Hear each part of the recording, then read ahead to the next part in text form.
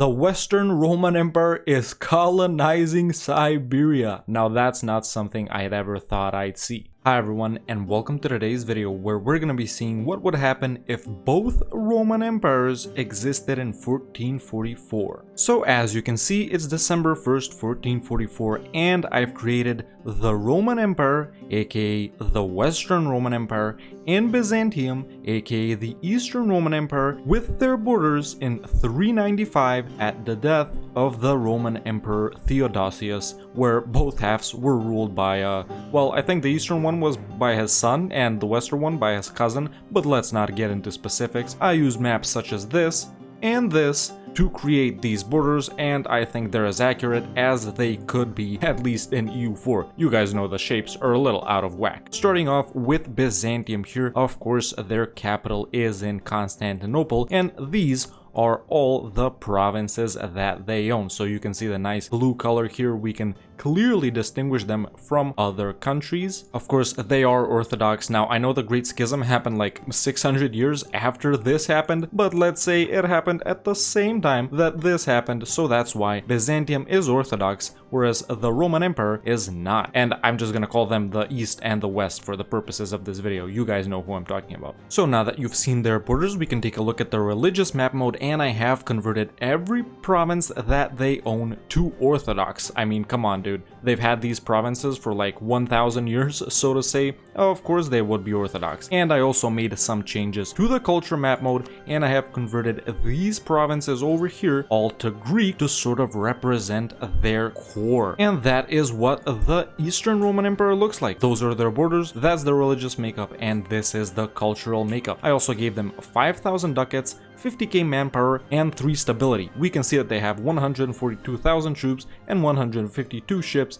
but they will be downsizing. They've also allied Lithuania. Going over to the west, we can see their borders right here. They are bigger than the east. You guys can probably tell that right off the bat. This is what their borders look like. Like I said, I tried to get them as accurate as possible. Going into the religious makeup, every province that they own is Catholic. I know they're both sort of supposed to be Orthodox, but like I said, let's say the Great Schism happened way earlier this time. So every province they own is Catholic. And going into the culture map mode, you guys can see that I have done the same thing I did with the East and sort of converted their core, so to speak, to Roman to represent that. And that is the culture map mode. No other changes have been done except the converting to Roman and to Greek, and no other religious changes have been done except for the converting to Orthodox and Catholic. They've allied Ulm and Utrecht, which is pretty funny. I also gave them 5,000 ducats and 50k manpower, but we can see that they have almost 400,000 troops and 360 ships. Of course, they will also be downsizing just like Byzantium because they're probably bleeding money right now. And I also gave them enough gov cap so they have enough to state everything, and they'll still have a little room to conquer without blowing up. So that is our situation in 1444.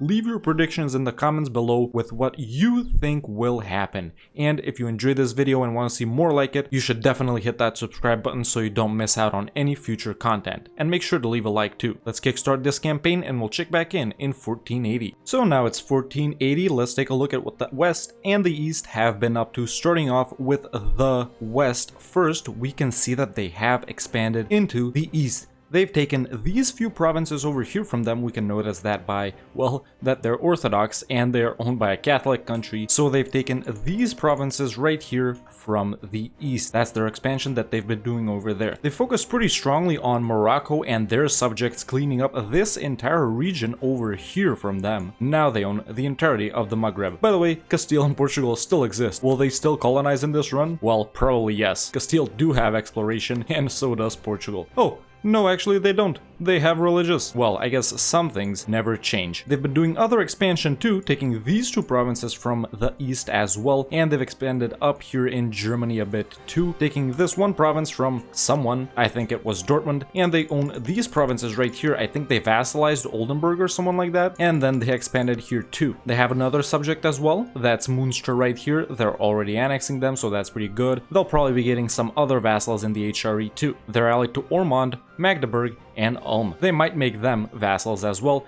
and they're warning the east, which is pretty funny. And that's the expansion that they've been doing. Going over to Byzantium or the east, they've been expanding themselves as well. After they lost these provinces here to the west, they vassalized Moldavia and have now annexed them. They vassalized Theodoro, annexed them, and they've taken some other provinces here from the nation of Crimea. They've also been expanding over here into QQ. We can see that they've taken quite a few provinces, these ones that are Sunni and Shia and Coptic over here, they will be converting them and so on. And that's the expansion that they have been doing as well. Let's take a look at what ideas they've picked so far. So the Roman Empire or the West have chosen economic, whereas Byzantium or the East have also chosen economic, funnily enough. So they're pretty evenly matched on that front. Byzantium, however, are allied to Lithuania, Novgorod, and Circassia. So nice alliances from them, but the Roman Empire are still way stronger than them. Now, I don't know if I showed the Great Powers list when we started, but Byzantium did start out with 1,000 development, and the Roman Empire started out with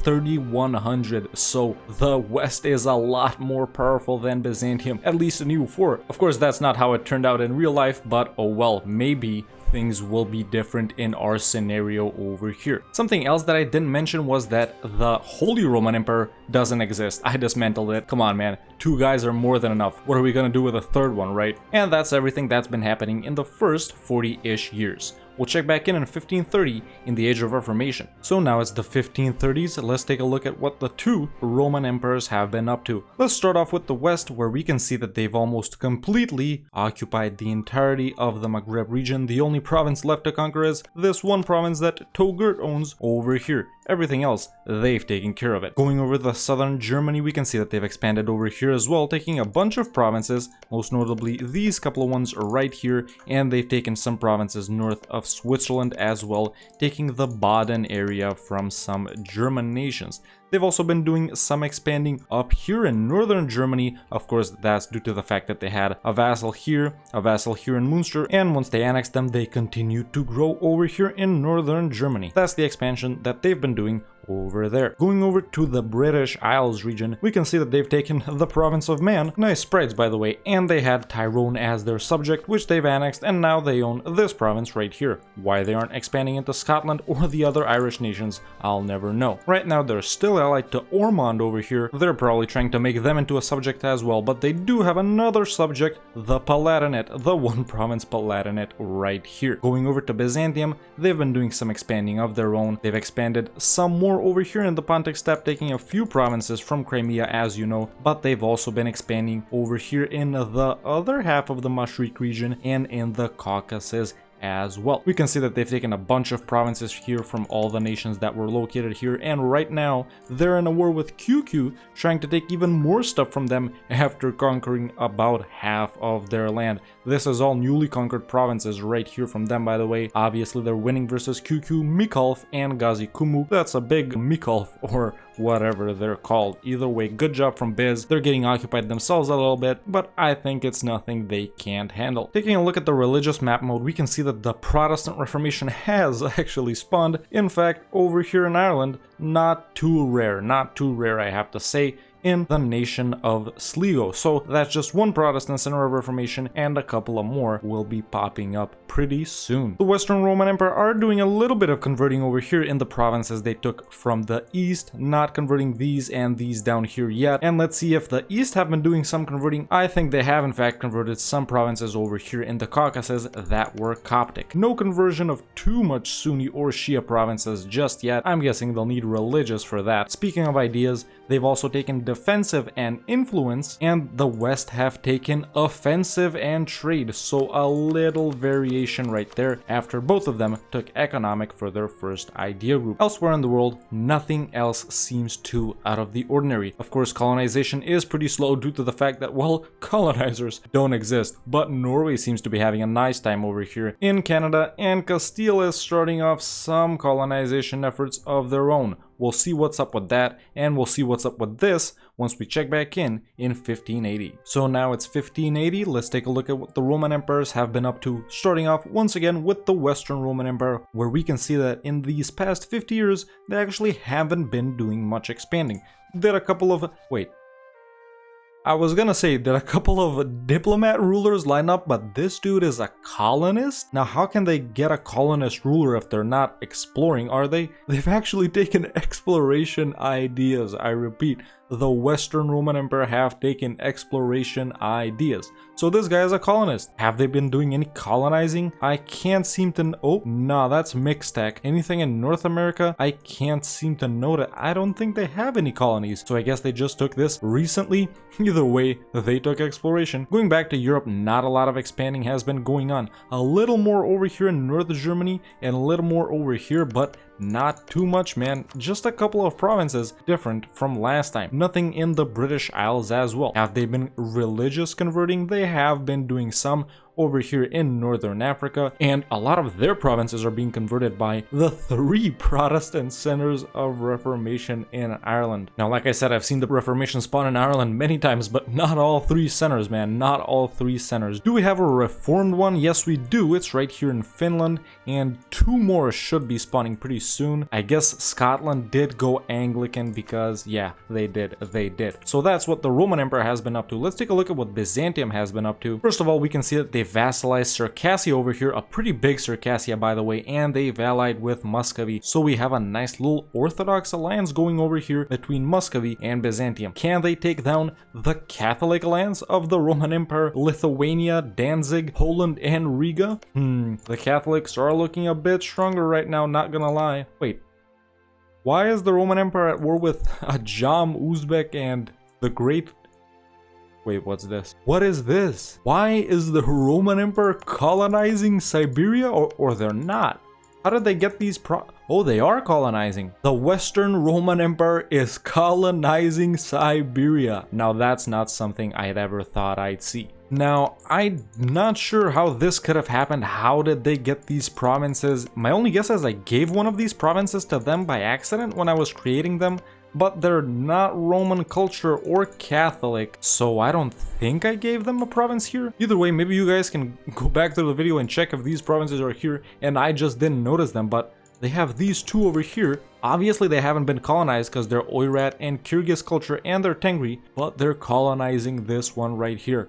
Very strange. Very strange indeed. If you guys have an idea of what happened, let me know in the comments below. Either way, going back to Biz, they've been doing some expanding of their own, particularly over here in the Mashriq region, and they've been doing some religious converting as well. So not a lot of expansion in the past 50 years from either of these nations, but that should be ramping up pretty soon because we are about to enter the age of absolutism. We'll check back in 1630. I still have no idea what's going on here. So now it's the 1630s. Let's take a look at all the changes, starting off once again with the Western Roman Empire. We can see that they have been doing some expanding this time, and they've taken 1 province over here in Ireland. Oh, we almost got an Ireland, man. Almost. But these 2 provinces, I don't think this guy is going to be taking them from the Western Roman Empire. Why they aren't expanding into Scotland or these guys, I'll still never know. Either way, not a lot of expansion in Europe aside from that, but they did fight the Eastern Roman Empire once again. These are the provinces that they took from them. This one,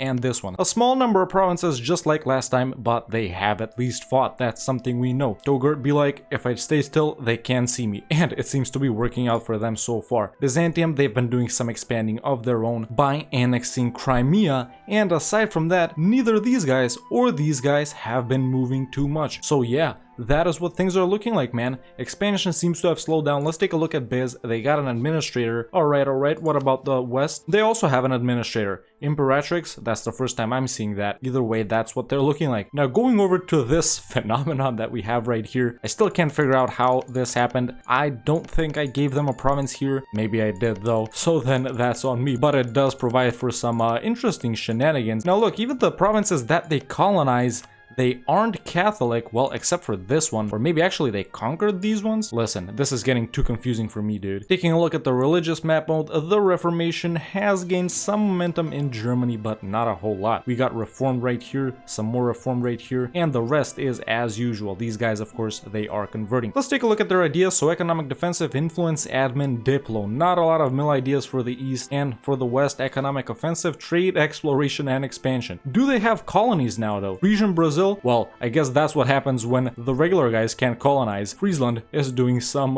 cool things. They got La Plata too. They're about to have Peru as well. They even have provinces in Africa going over to Central America, Castilian West Indies. Some things really never change. And we also have Roman Mexico, Governor Septimus Constans. Of course, nothing out of the ordinary there. We are in the age of absolutism. Expansion should ramp up, but we'll see, man. We'll see. You never know what's gonna happen, right? Check back in 1680. So now it's the 1680s, well into the age of absolutism, and we have this province right here owned by the Roman Empire. Very nice. Let's take a look at what else they've been up to, and to be honest, the western portion hasn't been up to much, at least not in Europe over here. I swear dude, every time the AI takes exploration and expansion, they completely forget about Europe. So let's take a look at what they've been doing outside of Europe. Going over to North America, we can see that Roman Mexico, well, it's huge. They do have some separatist issues, and they just got out of a war with this nation right here, but that's looking pretty nice, man. Is it their only colony? Let's see. No, so they got Roman Mexico and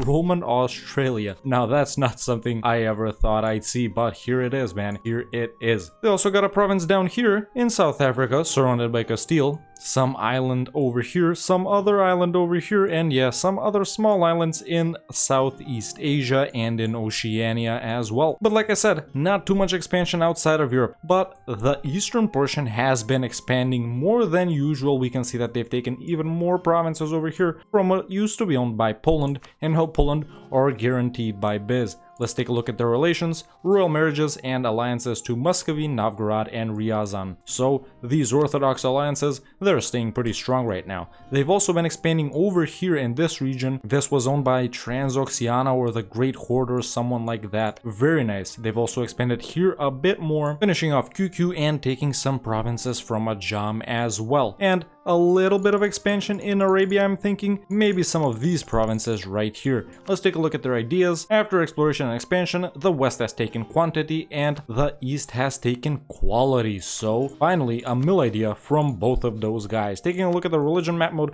once again, both of these guys doing some converting. Not yet over here, but they will get to it. Ah, a random Catholic province over here? Now how did that happen? And the West has begun to convert back most of Britain. Still no expansion to Scotland and Ireland though. Going over to Asia, Roman West Siberia is doing great. Not much else I can say about that, and Manchu is probably gonna form Qing. They hold the mandate, it is lowering, but the only thing they need is probably Beijing, I'm thinking. They already have Shillingol. Shout out Mongyang and Lanshang too. Ming, they're not looking so good. Once again, India is being divided by this nation apparently, along with Vijayanagara, Orissa, and Jaunpur. And that's how things are looking like in 1680 in the age of absolutism. We'll check back in once again in 1730 when the age of revolution fires and see if any of these two guys will be going revolutionary. So now it's 1730, we got some big wars going on, so let's jump right in, taking a look at the West first. Not where they've expanded, but who they're currently at war with. And it seems that they've declared on Oirat in the Roman Oirat imperialist war, and they're fighting Oirat, Yeren, Koch, and Qing. That's right everyone, Qing was formed by Manchu, like I correctly predicted of course, and they're looking pretty powerful. Looks like the Romans over here, they're not having a very good time. Of course,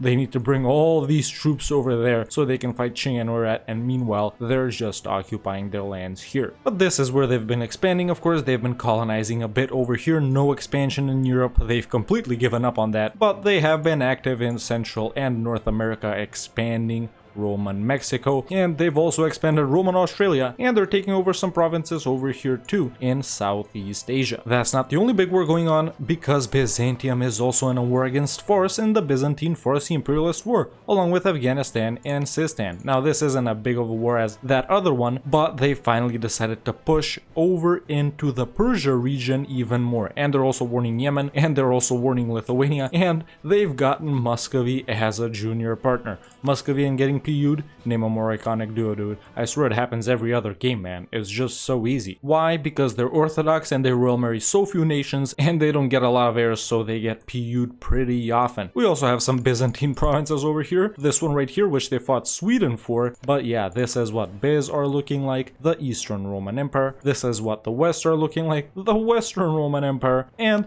the revolution has also spawned right here in Ayutthaya. So we may see some revolutionary nations down here, and we may even see revolutionary China. Beijing, it is occupied by the revolution. I don't think it will spread as far as Europe, so I don't think these guys will be going revolutionary anytime soon. But that's what's going on in the age of revolutions. Taking a look at the great powers really quickly, we can see that the Roman Empire is an economic hegemon, and they have been for quite some time. I just forgot to show it. Oops. The Roman Empire number 1, followed by Biz. Then we got Friesland apparently at the 3rd spot, then Delhi, Qing, Ayutthaya, Iroquois, and Vijayanagar. We'll check back in 1780 and see who went revolutionary and who expanded. So now it's 1780 and both Roman empires are involved in a huge war against each other. So let's take a look at how that is going. We can see that the West have declared their second Roman-Byzantine imperialist war. And that is what that is looking like right now. They have 37% war score versus Biz right now, and I think this is going to be another dub for them. Aside from that, before we get back into it, we can see that the Roman Empire have previously taken provinces from Byzantium in that first war, which also happened in these past 50 years, by the way. They've taken provinces over here, these 3 right here, these 2 down here, almost the entirety of Albania, and even parts of Greece over here. So that was a big loss for Byzantium, and I'm thinking they're gonna have another big loss this time as well, because they've even occupied Constantinople. So not a lot of wars between these guys, man, but every war so far between them has been won by the Western Roman Empire. Of course, they start off with 2k dev more than Biz, but you know, it is what it is. What else can I say? They've occupied the entirety of the Balkans, they've occupied the entirety of Egypt, even some provinces over here. They're occupying Muscovy as well. Novgorod, I'm guessing they're Byzantium's ally, and this is what that is looking like right now. Aside from that, the Roman Empire has also been expanding over here a bit, colonizing these uncolonized provinces. They even took some more provinces down here in that first earlier war. Biz have also been expanding a lot over here, in Persia as well, right here in Central Asia, and even a bit over here, taking some more provinces in the Baltic, and both of these nations have been very active. The Romans are colonizing this still. We even have Byzantine West Siberia over here, so that's nothing strange at this point, but this doesn't change too much, man. All of these are low 3 dev provinces. Qing is doing alright. They've annexed almost the entirety of China, and let's take a look at the revolution real quick. Some nations are revolutionary. Yes, we have Korea right here, Ayutthaya, Vijayanagar is the revolutionary target, and a big portion of Asia has already been turned revolutionary, so that's very fun to see. Is it spreading in Europe? Let's see. Sorta in Byzantium's provinces. Constantinople is revolutionary, and even Stockholm too. In fact, these 2 provinces are getting converted right now. Either way, that's what's been going on in the past 50 years. We have this huge war going on. Of course, it's probably gonna be another win for the Western Roman Empire, but honestly, we've yet to see. Anything can happen in these final 40 years, and we'll check back in 1821. So now it's 1821, the end of this scenario where we created both the Western and the Eastern Roman Empires, but in 1444. And right now we'll go over everything that's happened in this game. The Roman Empire, they started off strong. They had 3,000 development. You guys know how their borders were. They took a bunch of provinces in southern Germany, vassalized a bunch of nations in northern and western Germany, and conquered some more provinces there too. And this is what their borders over there look like. Over in the British Isles, almost no expanding from them. They took Man from, well, Man, they vassalized Tyrone, and then they took Dublin. That's it. No interest in the rest of Scotland or Ireland, where this nation right here is dominating. Going over to the Maghreb region, they quickly conquered Morocco and their subjects, and then wiped out these smaller nations that were located over here. It seems that they've also tried to push into sub-Saharan Africa. Over here, they conquered these provinces from Byzantium, but their biggest conquests came in the late game, where they took these provinces right here from Poland and Byzantium, and they've taken almost the entirety of the Balkans from the Eastern Roman Empire, with only Constantinople and these few provinces over here left. They've even pushed into Anatolia, taking the western coastline over here. I guess they just forgot about Toghurt. It is what it is. Going over to the Eastern Roman Empire, Byzantium, they started off with 1100 devs, so almost 3 times less than the Western Roman Empire, but they did very good themselves. themselves at the start, losing only a few provinces here, and then they were locked in a stalemate with the Roman Empire. They continued to expand south of Egypt, they continued to expand in Arabia, they continued to conquer the rest of Anatolia and the Caucasus, pushing into the Mashriq region as well, and finally in Persia, going north of the Caucasus into the Pontic steppe and into Central Asia right here. Only one or two provinces preventing them from connecting their borders, and they've expanded a lot over here. That is,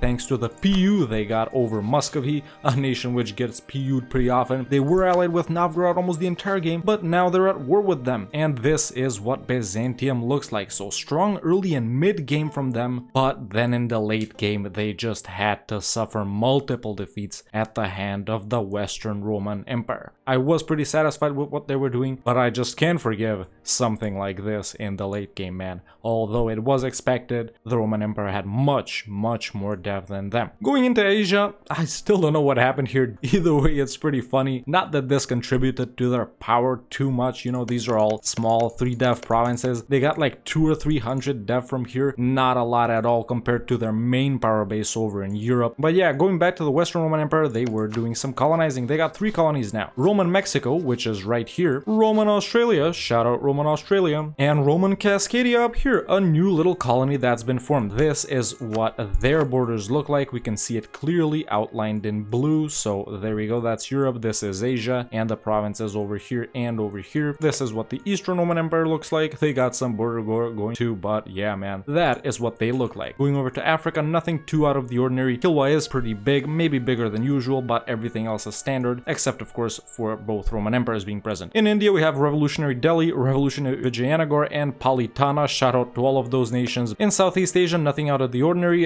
Frisian Moluccas, that's pretty out of the ordinary. Manchu formed Qing, always nice to see Qing, and they've almost conquered the entirety of Asia. They had a pretty nice game, although lots of border war going on. And going back to Europe, we have Mecklenburg, who was the most successful nation that emerged from the HRE. Poland did pretty well, and Lithuania is not too bad either, but I think the biggest winners are Mecklenburg and Novgorod. Going into the religious map mode, we can see that the entirety of Europe is mostly Catholic, and not just Europe, the rest of the world too. Thanks to the Western Roman Empire, they've been doing lots of converting. This is what that looks like. So Catholic here, even in Scandinavia. We also got Orthodox, we'll get back to that soon. The entire Maghreb is Catholic. Of course, Byzantium were doing converting themselves, but then their provinces kept getting converted from the Western Roman Empire. Orthodox over here in the Mashriq, in Arabia, in Egypt, and even in Persia. We also have some Protestant. The Protestant Reformation spawned in Ireland with 3 centers of Reformation, and the only Protestant nations in the world are this Irish nation along with Bremen. No Reformed and no Anglican ones. Scotland did go Anglican. North America, the usual, half Totemist, half Catholic, and South America, once again, the usual, except it was done by different nations this time. And Asia is pretty standard as well, except for the Catholic up here. It's usually Orthodox thanks to Muscovy, but now it's Catholic thanks to the Roman Empire. Going into the culture map mode, Biz have been doing converting of their own, converting some provinces to Greek over here,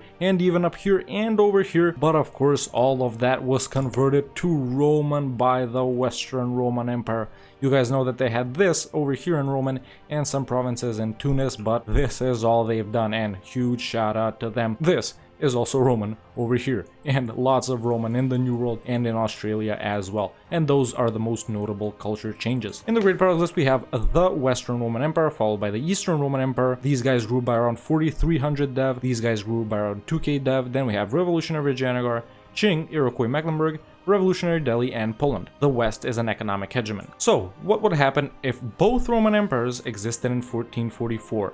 Well, obviously, historically, the West fell and the East continued to prosper for more than 1,000 more years. But in this scenario right here, it seems that the total opposite has happened, except Byzantium isn't really close to collapsing.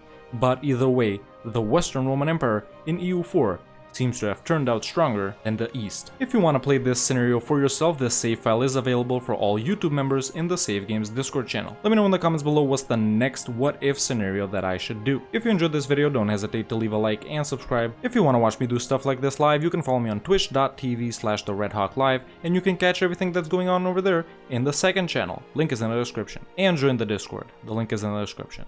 Thank you so much for watching, and I'll see you next time with another EU4 video.